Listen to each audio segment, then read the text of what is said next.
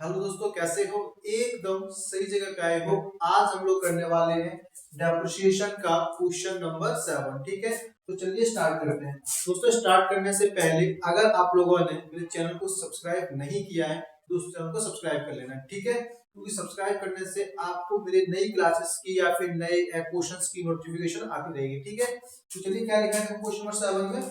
Question number 7 में लिखा है, from the following transaction of a concern, prepare the machinery account for the year ended 31 मार्च 2023। मतलब कि दोस्तों हमें क्या बनाना है? मशीनरी अकाउंट बनाना है, ठीक है? किसने बोला है? क्वेश्चन में बोला है, ठीक है? और इसमें दोस्तों कौन सी ईयर लगने वाली है? फाइनेंशियल ईयर लगने वाली है, ठीक है? क्योंकि क्वेश्चन ने आपको बोल दिया है कि ईयर एंड कब हो रहा है? 31 मार्च को हो रहा है, ठीक है? मतलब कि फाइनेंशियल ईयर यूज होगी, ठीक है? अच्छा, आगे क्या लिखा है? आगे लिखा है 1 अप्रैल 2022 purchased a second hand machinery for ₹40,000। मतलब कि दोस्तों हमने 1 अप्रैल 2022 को एक सेकेंड हैंड मशीन खरीदी है, ठीक है? तो आपको बार बार क्वेश्चन ना रीड करना पड़े, इसलिए हम लोग क्या करेंगे? एक टाइमलाइन बनाएंगे। क्या बनाएंगे दोस्तों? टाइमलाइन, ठीक है?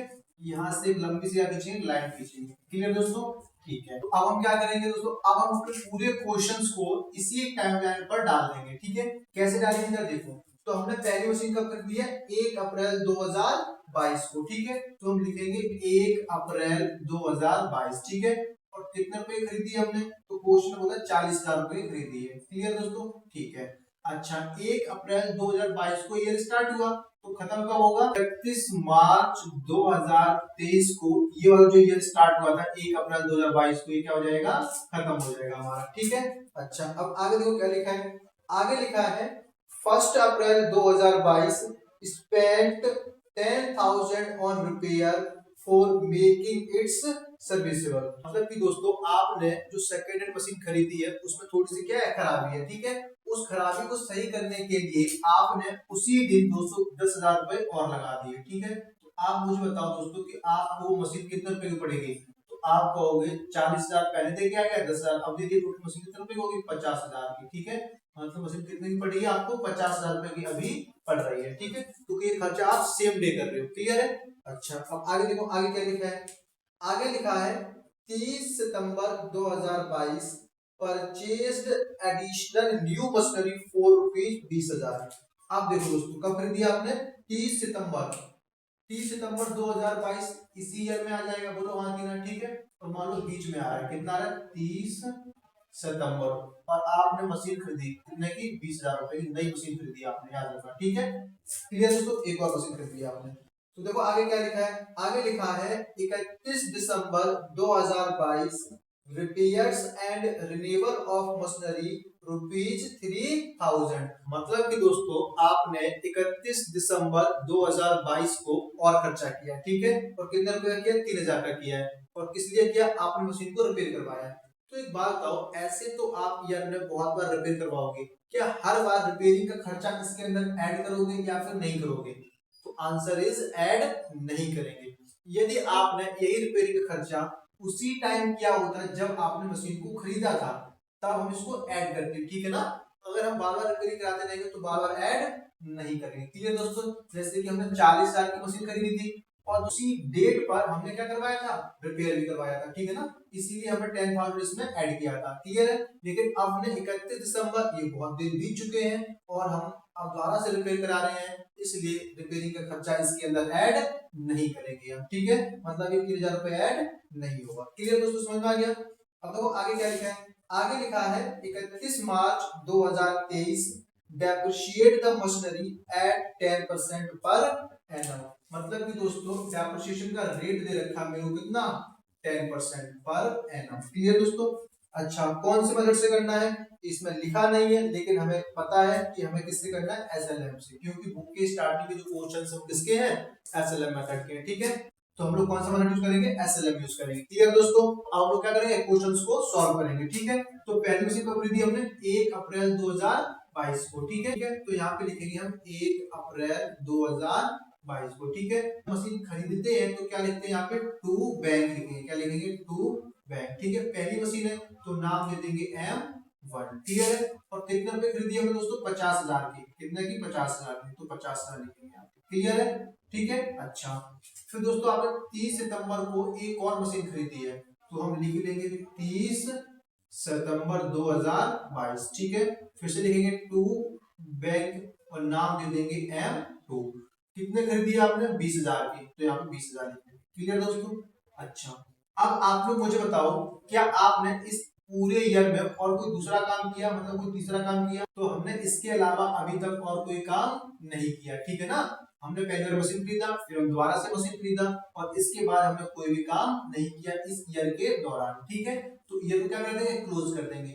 और दोस्तों ईयर को क्लोज करने का मतलब होता है कि साल का एंड, है ना? पता है ना? तो साल का एंड कब होगा? 31 मार्च को होगा। तो यहाँ पे लिखेंगे 31 मार्च 2023। ठीक है, और दोस्तों ईयर एंड करने का मतलब है कि आपको क्या लगाना पड़ेगा? डेप्रिसिएशन लगाना पड़ेगा। क्लियर है? तो यहाँ पे लिखेंगे बाय डेप्रिसिएशन। ठीक है ना, शॉर्ट में। तो सबसे पहले डेप्रिसिएशन किस पे लगेगा? M1 पे लगेगा। ठीक है, उसका किस पे लगेगा? M2 पे लगेगा। क्लियर दोस्तों? तो हम M1 का कैलकुलेट कर लेते हैं।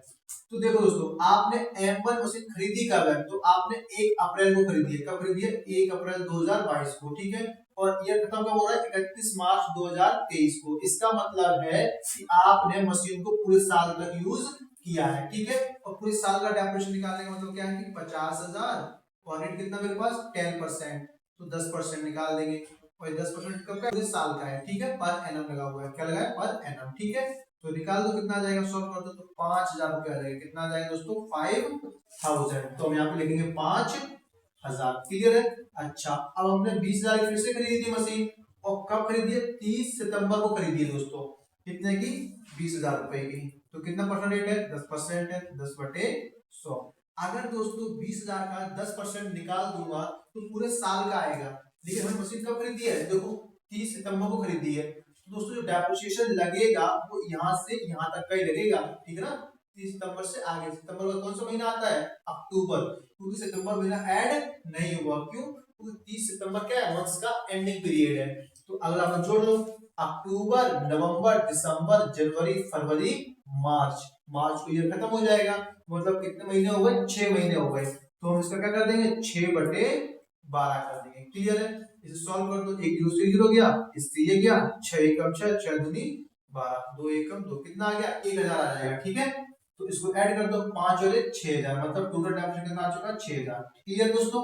ठीक है, अब दोस्तों डेप्रिसिएशन लग गया। अब हमें पता लगाना है कि मेरी मशीनें कितने की बची हैं डेप्रिसिएशन लगने के बाद।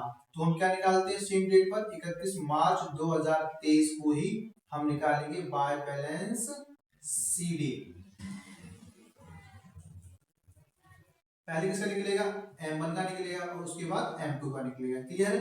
तो M1 मशीन कितने की है? 50,000 की है। 50,000 में से 5,000 चला जाएगा, कितना बचेगा दोस्तों? 45,000। क्लियर है? ऐसे ही 20,000 में से जब 1,000 चला जाएगा तो कितना बचेगा दोस्तों? 19,000। और इनको क्या कर देंगे? सबको ऐड कर देंगे। तो 3 0 3 0, 9 5 14, 4 5 6, 64,000। क्लियर है? ऐड कर दिया। अब टोटलिंग कर दो। क्या कर दो? टोटलिंग। क्वेश्चन हमारा सॉल्व हो गया। ठीक है, 50 और 20 70,000। इस साइड कितना रहा? 70,000 टोटल आ रहा है। तो इस साइड का भी कितना आएगा? 70,000 ही आएगा। 3 0 3 0, 6 4 10 की 0, 6 और 1 7। क्लियर है? अगर हमारे टोटल दोनों बराबर आ रहे हैं, इसका मतलब हमने क्वेश्चन क्या किया? बिल्कुल सही किया है। ठीक है, और क्वेश्चन ने भी कहा था कि कब तक बनाना है आपको? 31 मार्च 2023 तक का ही बनाना था हमें। ठीक है ना? पहली लाइन में यही बात लिखी थी। ठीक है, तो हमने क्वेश्चन नंबर 7 सॉल्व कर लिया है। आई होप आप सभी को समझ में आया होगा। ठीक है, और ये दोस्तों क्वेश्चन नंबर 7 समझ में आया है तो आप क्या करना? चैनल को सब्सक्राइब कर लेना। ठीक है, टाटा।